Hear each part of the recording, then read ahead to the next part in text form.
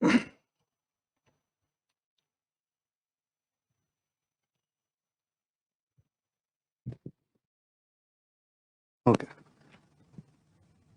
Okay. There different batches here. First, I'll address the batches who whatever done for different people. So one is some people have done. I've started with IR, the earlier batch. I've done IR practice. For them, I'm starting with theory. But there is I mean, people who have just joined. For them, I'm starting with theory. Okay. So for the people who have just joined, for them, the IR practice comes very later. That is after I finish politics. So if you look at the schedule, first I'm doing political theory, that is paper 1, part A. Thereafter, you have paper 2, part A. Then I'll be going for polity. So polity maybe by December we start, I think. So Jan first week we complete. And for those people who have not done IR, it will be done sometime in January. That schedule I have not given. That will be adjusted according to my GS classes, like where I find a gap in that. There I'll give a schedule. That will be done later. I mean, the schedule I'll give later.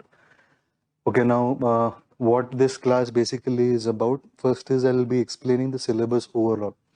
One is you should be knowing what exactly is there in PSR, because without understanding syllabus, why understanding syllabus is important, because there has been no situation or no year where questions have been out of syllabus. So we can somewhere or the other link it with syllabus only. So it is infructuous, it is useless if you just keep on reading books without exactly knowing what is the demand of this exam. Basically, it is what we have to score marks. That is the most important thing. Gaining knowledge is always there. That is in any way we are doing with the classes. But the target is getting 300. For me, anything lesser than 300 is unacceptable, because anything lesser than that shows two things to me. One is someone who is doing the batch and someone who is following the classes. It is just a question of, I mean, once you get lesser than that, somewhere it questions my input or my work there. Because in GS, we cannot tell you or guarantee you, precisely because the horizon of GS is huge. Like, you don't know which questions come up in what section. Sometimes, like, many a times it so happens, like in prelims, 20, 30 questions despite studying so much.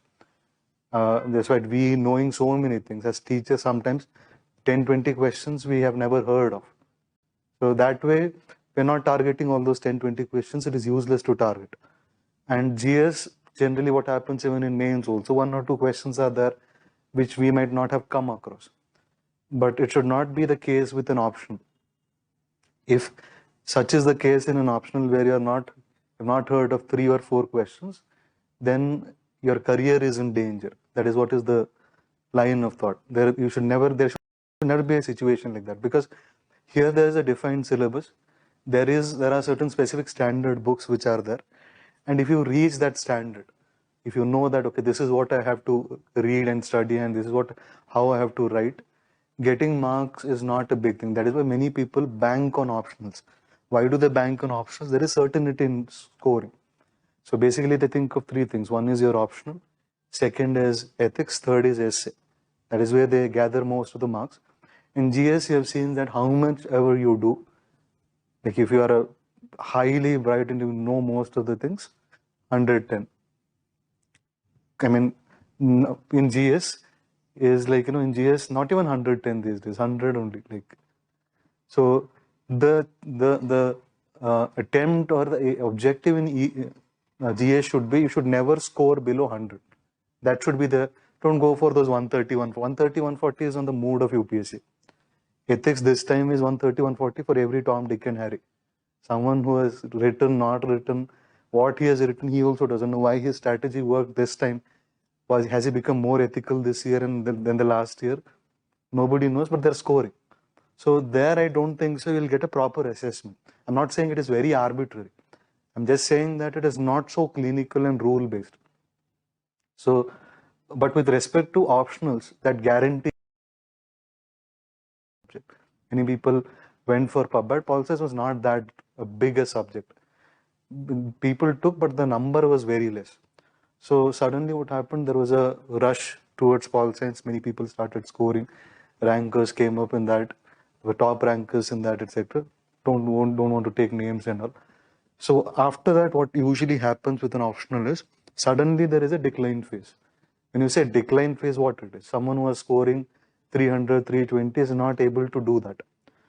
Now, this is not with PSIR only. This is a life of an optional generally. Any optional you take, it has happened this way. Why does that happen? Does it happen because the subject in itself has become less scoring, or what it is? The subject in itself does not become less scoring. The expectation of UPSC slightly, it increases. Now, when I say expectation, what does it mean? See, with respect to pol science or with respect to any option, what does that happen? What happens generally? Many people start entering the optional. Many people start taking that optional, thinking that if that person could do, I can also do. It's a scoring subject. That market idea comes up. So thereafter, there is a set pattern in studying. What is the set pattern?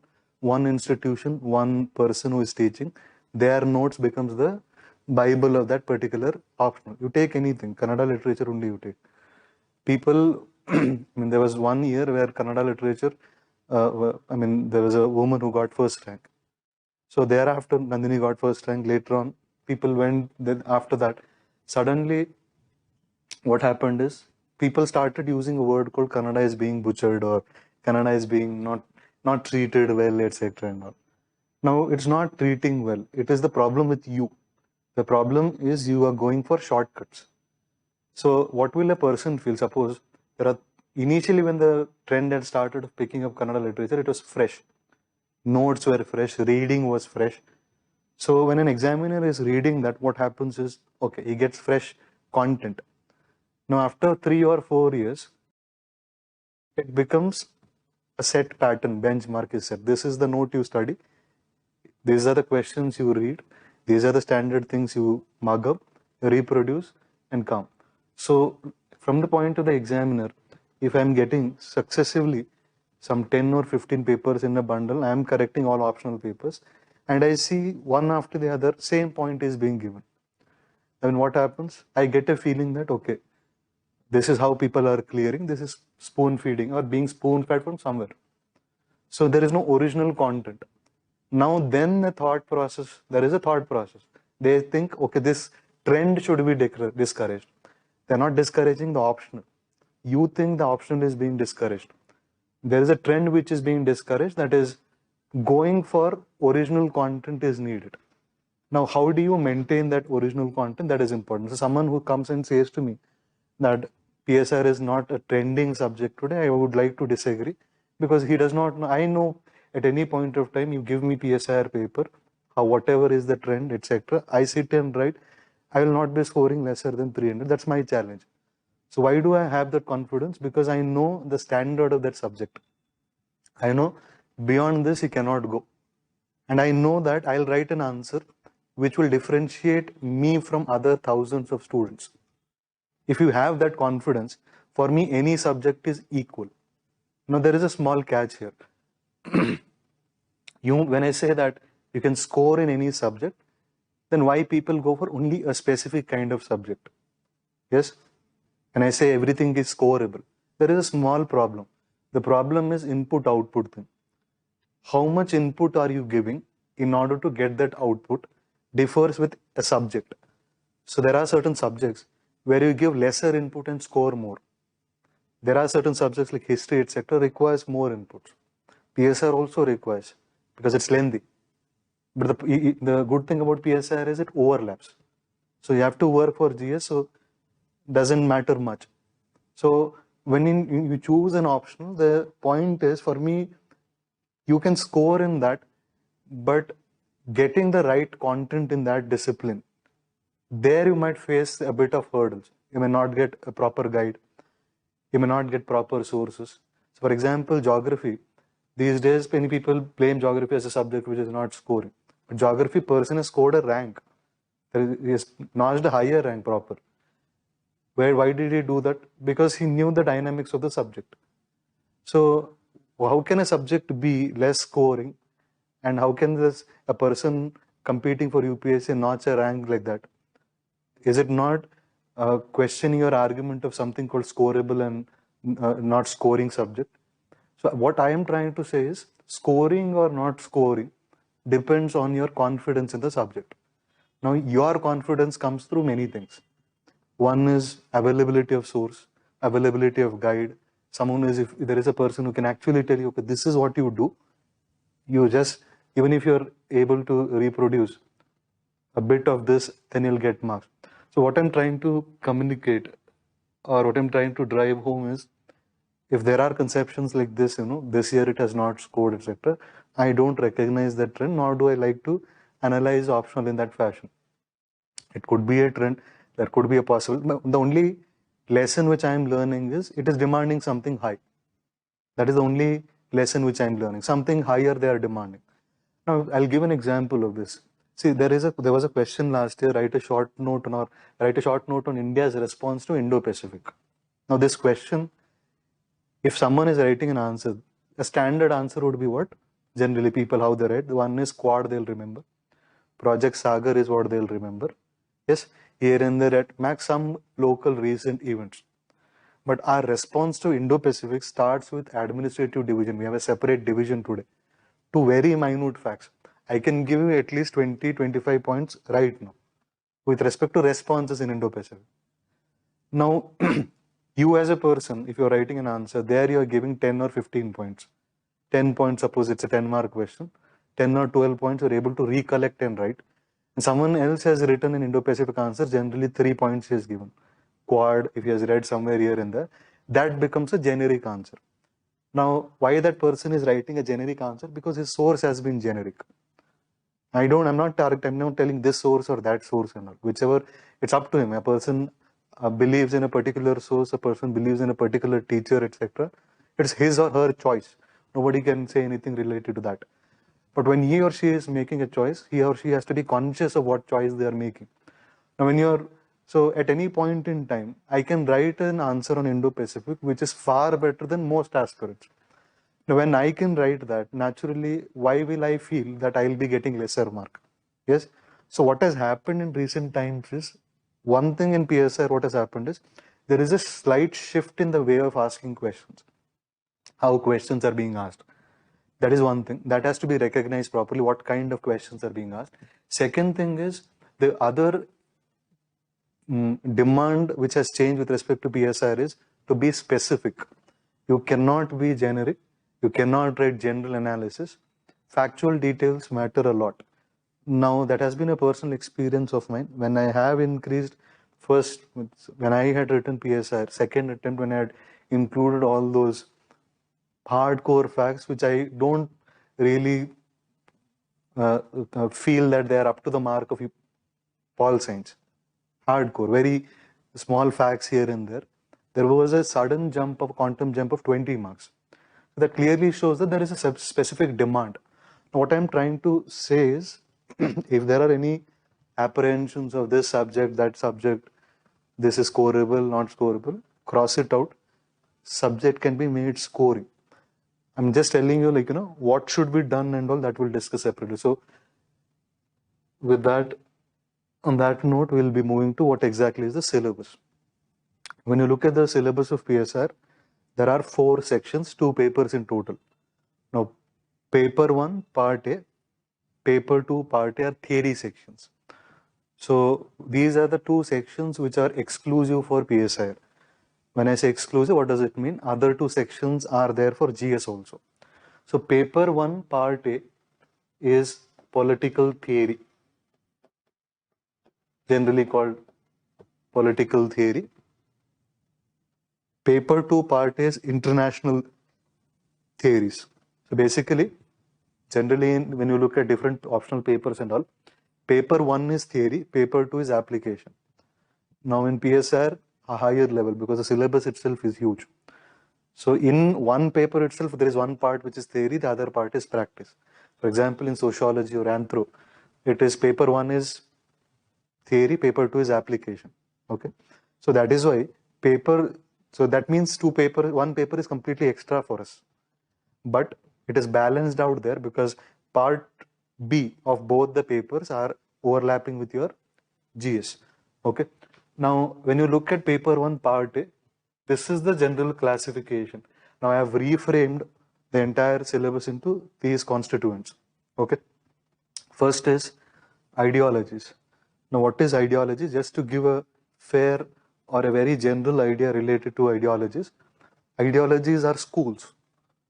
When you say school, ideology, suppose some you might have heard terms like he's a communist, he's a leftist, he's a rightist, he's a liberal. So this is a school total, and there are different ideologies. Now the issue in this is some ideologies are mentioned in the syllabus directly, like they've given liberalism, Marxism, socialism, but some ideologies are not mentioned, like environmentalism, postmodernism, post-colonialism is not given. But that does not mean that they're not going to ask questions. They have asked questions. So what my point is, you may get certain major ideologies in the book, but some marginal ideologies. I call it marginal, not because they're marginal in nature, because they are not covered in different books. So there are many things. So here, defining syllabus for me becomes very, very important. So what is there in ideologies? And my point is, always when I start a class on Paul Science Center, the first thing which I do is ideologies. There is a reasoning behind it. Ideology is a proper school. Thinkers are parts of it. It's not like a thinker is a founder of a school. There are some thinkers, like Marx himself is a school. So, but Marxism, when you consider, there are many thinkers like Marx, Gramsci, Mao is there. So thereafter you have Lenin is there. Then you have many other thinkers like Habermas, etc. Now, why do I do schools first? It's a wrong order to start thinkers. Generally, people have a tendency. Western political thought, they start studying that book, then they go for ideologies.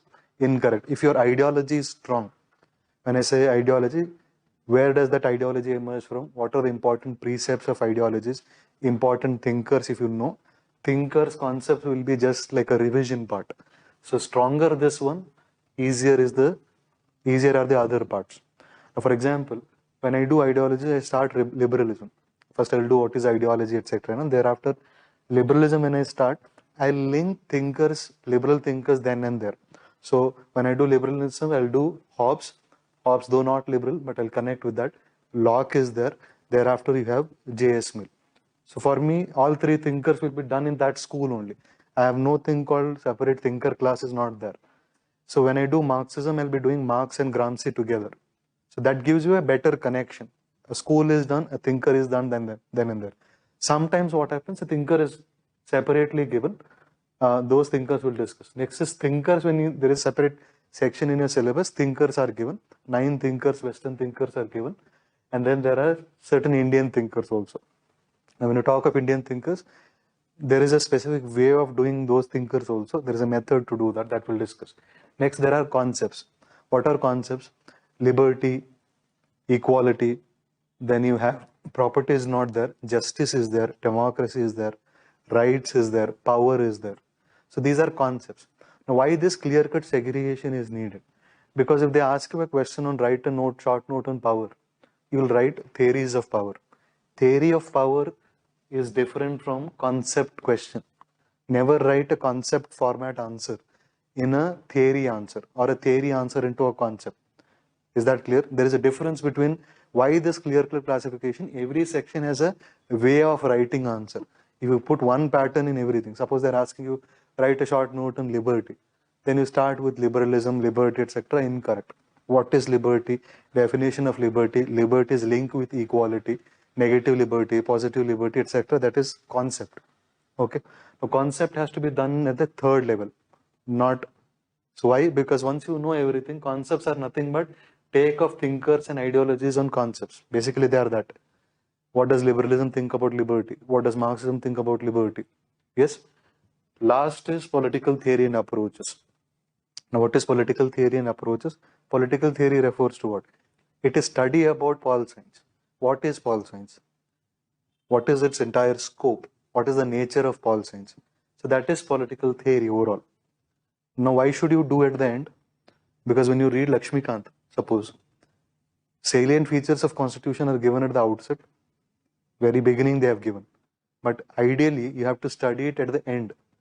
Because how will you know salient features unless you know the constitution? Basically, pol science is what? You'll get a better hang here only, not first. And also, there are certain approaches to study pol science. Like approaches are like what? Legal approach, institutional approach, etc. and all. Behavioralism, post-behavioralism, etc. These are like meta-ethics. How do you study ethics?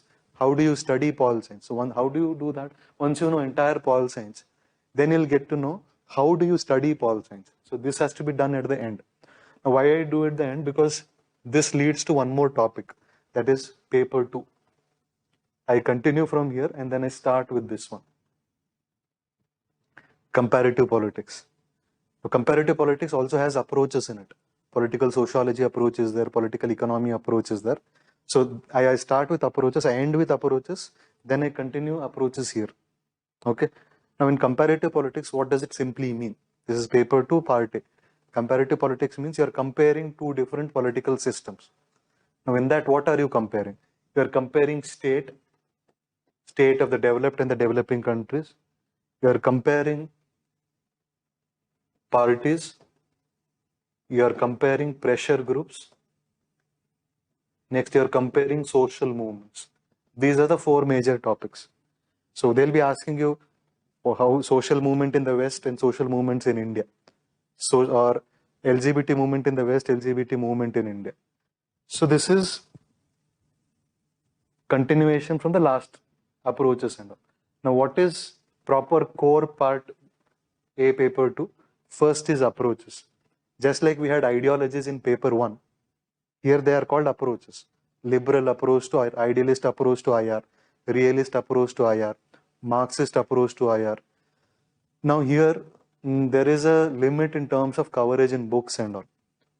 Some have major approaches, but there is a possibility of lot of exploration in this. Many questions can be asked which have not been explored. So what I feel is in coming years, when pol science will grow tough, because if you have to, I told you, expectation is increasing. For that, there are many areas to explore. It's not like there are no areas. So approaches, there are many approaches like social constructivism, etc. and all. Those will be doing. Next is key concepts. Just like concepts in political theory, you have concepts here also. Like there you have justice, equality, liberty, etc. Here you have balance of power, you have collective security principle, etc. and all. Okay. Next is, this is the most important section. Most people have not understood this section, and that is why when questions emerge, they crop up, they don't realize where they have been asked from. This is world history, basically. This is international political order, meaning they are asking you from Cold War till date, how has global order changed? Meaning 1945 to 1991 is Cold War. 1991 to present is US hegemony. Yes? So this is overall global order, how it is changing. It is very tough to do this. Suppose I'll give an example. If they ask a question, write a short note on Armenia-Azerbaijan conflict. Do you think it is it's a consequence of Cold War or end of Cold War? Sorry, collapse of USSR. It is part of this, because ethnic conflicts all over the world emerged after collapse of USSR. Your Serb nationalism, Kurd nationalism, all those in the East European region emerged then. So this is difficult to define. Many questions are being asked here. Now it will be good if you link this with world history properly and study. Okay. In this they have also given you UN and regionalism. Now here they are asking you emergence of UN, its functions, how it has evolved, etc. During the same period, regionalism has also emerged all over the world. That is formation of European Union 1957, 67 ASEAN, 85 SAARC. So many organizations have emerged. So in recent times they're asking new organization, though not mentioned in the syllabus. Like BRICS has been asked, BIMSTEC has been asked, so IBSA has been asked. Okay. Now this is part of this history, regional organizations. Now here, you should not be studying it independently. If you go for IR practice, what they're doing, in IR practice, if you look at, they just connect this with India. If you read the syllabus, you'll get to know India and UN. India's role in UN peacekeeping. So it is incorrect to study then this is separate and that is separate. Here itself we can do India and UN, India World Bank, India WTO, India and other regional organizations. So one section is done. So here you study NAM also, because in Cold War you study NAM. In part B they have given India and NAM. So better study it together itself, it'll be easier. Okay. Next is International Economic Order. Economic order basically refers to Bretton Woods. 44 onwards, Bretton Woods began. Till date, whatever is happening. When I say till date, Asia Infrastructure Investment Bank or New Development Bank under BRICS. So all those come under this only. So here you require a sort of visualization. Like what happens, you will study New Development Bank independently, but they'll ask, how is New Development Bank a challenge to Bretton Woods institutions? 10-mark question they'll be asking. So there, if you have read it independently, you won't be able to write an effective answer. So this is International Economic Order till date. Bretton Woods Phase 1, Bretton Woods Phase 2 till date. Is that clear? Next is contemporary world issues. Now here the word contemporary means after 1990s. Whatever has happened after 1990s, they are asking. Now there they have given certain issues: democracy, human rights, then nuclear proliferation, etc. Okay, environment as an issue, gender as an issue. Why did they emerge only after? Why they are called contemporary? Because they emerged after 1990s. Because Cold War ended. When Cold War ended, all over the world, countries had time to think about other things. So Beijing Conference was held in 1995. 25 years we have celebrated recently. So all those come under contemporary world issues. So if you have to link specifically, it is nothing but this only. It is in the second part. The post-US hegemony or post-Cold War, what all issues emerge, these are the things. Now this is in total theory. In practice, that is the other two papers, paper 1, part B, completely verbatim whatever is there in your polity that is given, except a few. Now one is, this is not there in your polity, but it is there in post-independent India. Planning and economic development you study. Post-independent India you study planning, green revolution. Basically, this is, when we do particularly, I'll explain how it is linked. It is political economy. What is political economy we'll discuss. The caste, religion system, party system, though not explicitly mentioned, it is there in paper 2 only. They have asked questions related to caste, religion and all in GS also. Okay. Last is social movements. This is there in Indian society. If you have studied Indian society, their social movements is there. Okay. Now, with respect to paper 1, paper 2, part B, if you have to classify what it is, bilateral relations, regional organizations, international organizations, and foreign policy in general. Evolution of foreign policy till date, all those things. Okay. Now here, this one, this section, and this section, it overlaps with your part A. We have just discussed India and regional organizations, India and UN, WTO, etc. Okay. So this is the explanation of the syllabus. Why do you need to know this? Because it takes at least a year to define syllabus only. What is this section? What is the meaning of this section? Many people don't know. Half the time, 25% of the syllabus, they don't even know how to define. See, the definition or defining the syllabus is the first step towards knowing that. Once you know, okay, this is what is the meaning of this one. See, there's a statement, or there is a, not a statement, there was a topic. New World Order is the last topic in paper 2, part B. There is one word, New World Order. They put it as a 15-mark question this year. They've just asked, what is India's vision of New World Order? So many have not even seen that word, New World Order, what it is. Now they'll be writing what very generic answer. India is that country, India is a great country, India is thinking about this, that, etc. If you don't have a proper format and have not defined your syllabus, and also the biggest problem with Paul Science this time was not just generic answers. I think the questions itself were difficult. Many people thought that it was easy. If they ask you general questions, then you should understand that you are being targeted. Very generic question, very broad question. India's vision of New World Order, you can write a book on that. Now, making a good answer, pages, including all points, is a big challenge. And if you write generic answer, then you are going to get 250 only. You're not going to get 300.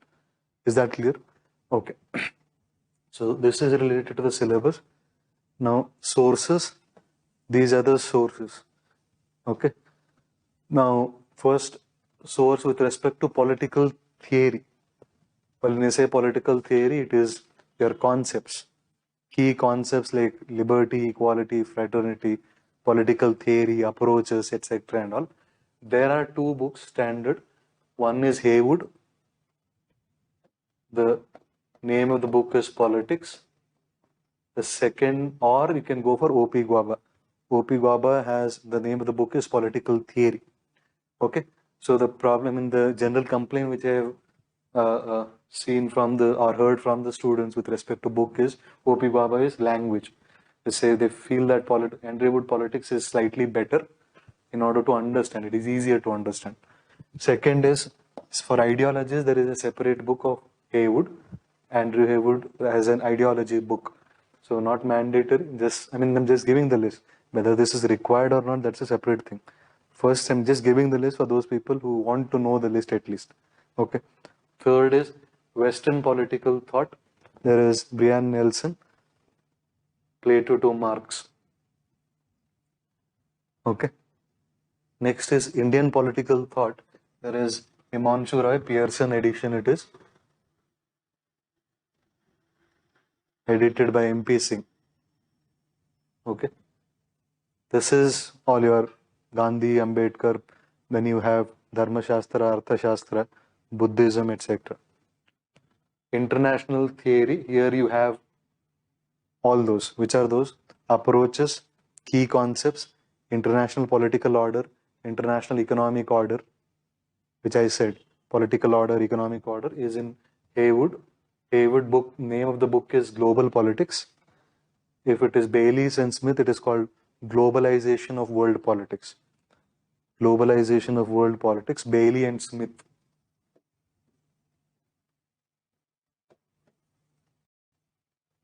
Okay. Now for comparative politics, there is IGNOU. Material.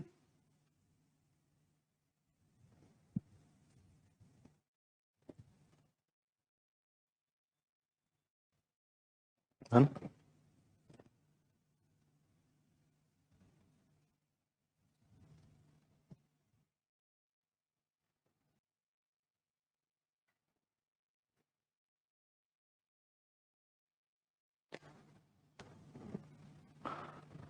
okay. Now sources for IR practice. There are many. There is one book, Does Elephant Dance by David Malone.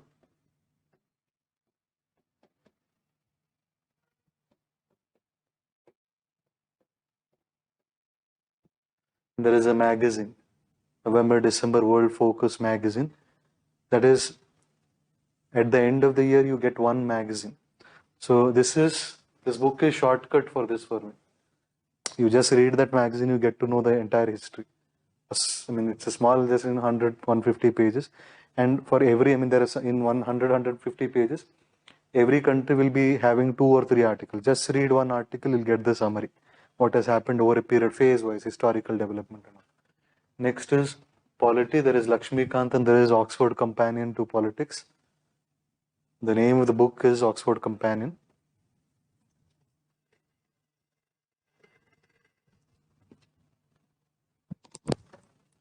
And finally, for these part B sections, there is, since it is dynamic, you need updation.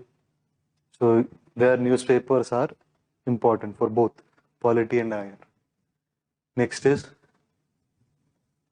NCRTs, basic NCRTs are there, political theory is there. Then you have, what is that? Contemporary world politics it is?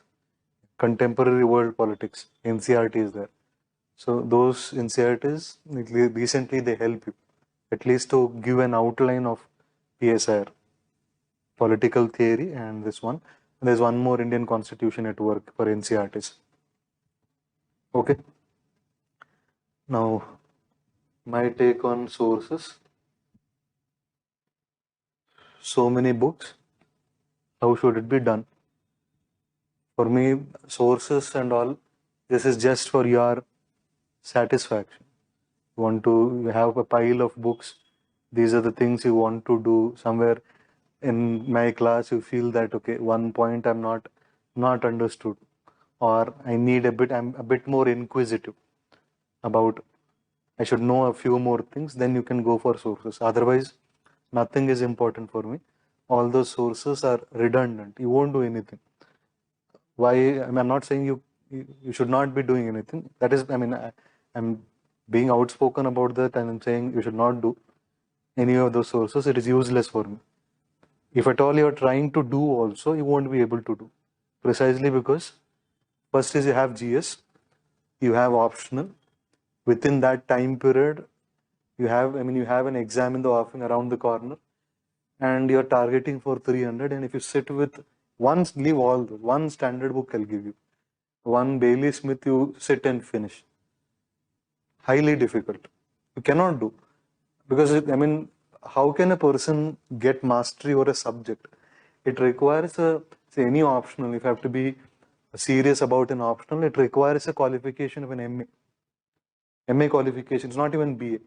When I say MA, it is MA of the local universities, not MA of some honor degrees and all, in DU and all. It is BA honors proper you need. So how can you expect a mastery in those 3 or 4 months, read standard books, it's not possible. I would suggest keep, if at all you are interested, buy those books, keep it for reference. What is a reference?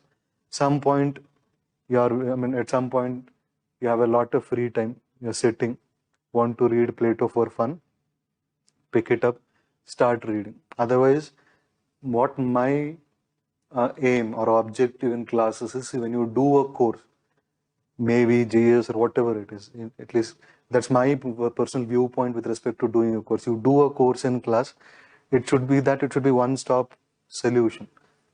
Even after attending my class, if you go and if there is a need still for books and other things and all, then it is a question on my intellectual capability. Yes. So so when I'm saying that, I'm being very trying to be correct also in terms of how I'm putting it. And when I'm saying that you can just restrict to the class notes, I'm mindful of what I'm saying also. Okay. So you just restrict to whatever notes is being given. When I say notes, what does it mean? See, in paper 1 and paper 2, part B sections, I'll give complete handouts. There I won't be dictating anything, be it polity or be it IR. So there already made handouts are there. And I've updated it till this month, IR and polity also. And whenever I start, suppose I give it in December or Jan, it will be updated till December. So some additions here and there with respect to them, because you're writing exam next year. So next batch people, whatever they are getting updated material, I'll give it to you. So that is what I've done with the previous batch also. So they are getting this material now, whatever I'm giving it to you. Okay.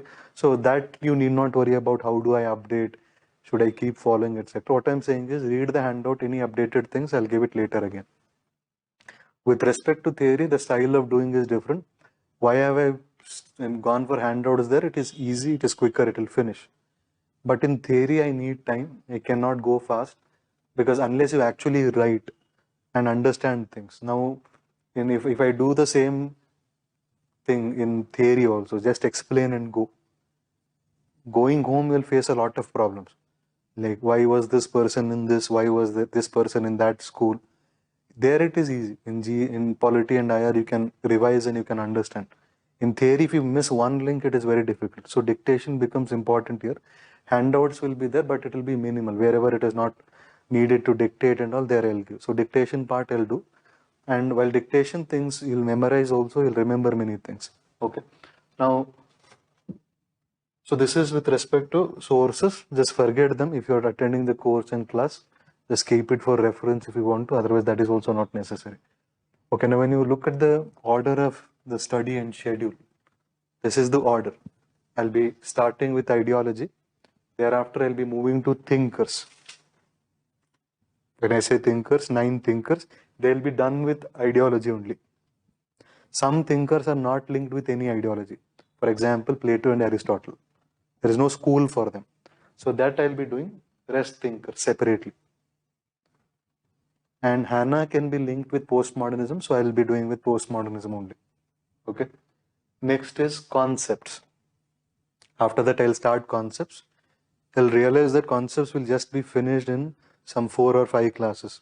Why? Because here I'll be taking the longest time in terms of finishing ideologies. Thereafter, I'll be having political theory, which means what is political science, approaches, this, that, etc. and all. Okay. Thereafter, I'll be shifting. After this, I'll be shifting to your comparative politics. Don't copy this one. After this, I'll be shifting to comparative politics. Then I'll be doing entire international theory. All entire paper, 2-part. International theory, concepts, international political order, international economic order, regionalism, everything I'll finish. After finishing this, I'll come to this part.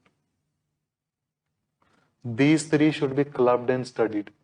They don't make any sense if you read separately. Basically, Indian thinkers are what? When you talk about Dharma Shastra, Buddhism, etc., they are ancient India. Yes? When you talk about modern India, there is Syed Ahmad Khan, there is Aurobindo, Ambedkar, Gandhi.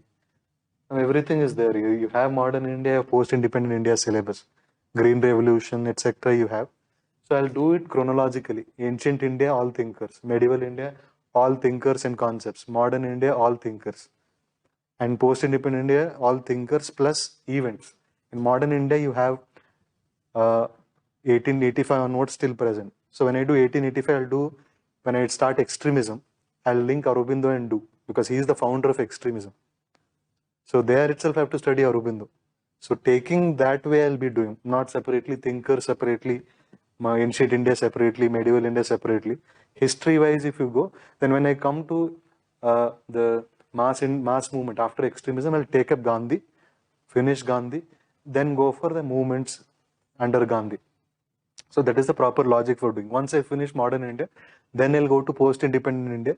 There I'll be doing Green Revolution till 1991 economic reforms, even till your present farm bills. Now, farm bills are an assault on federalism as an idea. So that will come under this one. Is that clear? So once I finish all this, thereafter I'll go to polity, because this lays the foundation for polity for me. After this, I'll quickly move to polity. Once I finish polity, for those who have not done IR, I'll be doing IR for them. IR practice. Okay.